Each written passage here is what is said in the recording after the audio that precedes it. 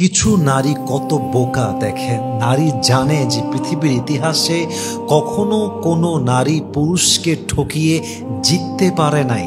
আসলে যারা মানুষকে ঠকায় তারা সাময়িক জিতলেও তারা আসলে জিতে নাই, তারা আসলে হেরে গিয়েছে। ঠিক কিনা বলেন?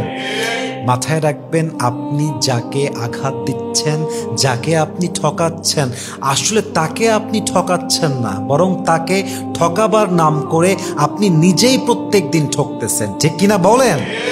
আল্লামা ইকবাল খুব সুন্দর করে লিখেছেন, ধোকা চাহে जो भी दे दर्द हमेशा एक जैसा ही होता है, अगर कोई खामोश रहे तो ये मत समझना कि उसे तकलीफ नहीं होती, खामोश रहने वालों का दिल भी बहुत ज्यादा टूटता है, अल्लाह सब कुछ सुनता है चाहे कोई कुछ भी ना बोले, इंसाफ जरूर आता है अगरचे वक्त थोड़ा सा देर होता है। और मेरे दोस्त, अगर किसी को धोखा देते हो तो बद्दुआ से जरूर डरना, क्योंकि बद्दुआ वो तीर है जो सीधा अर्श तक जाता है, फिर वो लौटता है मगर খালি হাত কভি নেহি লড়তা। অতএব যখন কাউকে ধোকা দিচ্ছেন, মাথায় রাখবেন আজকে ঠকাচ্ছেন, আগামীতে আপনাকে কেউ না কেউ এমন ভাবে ঠকাবে আপনার পুরো জীবনটাই ধূলিসাৎ হয়ে যেতে পারে। ঠিক কিনা বলেন?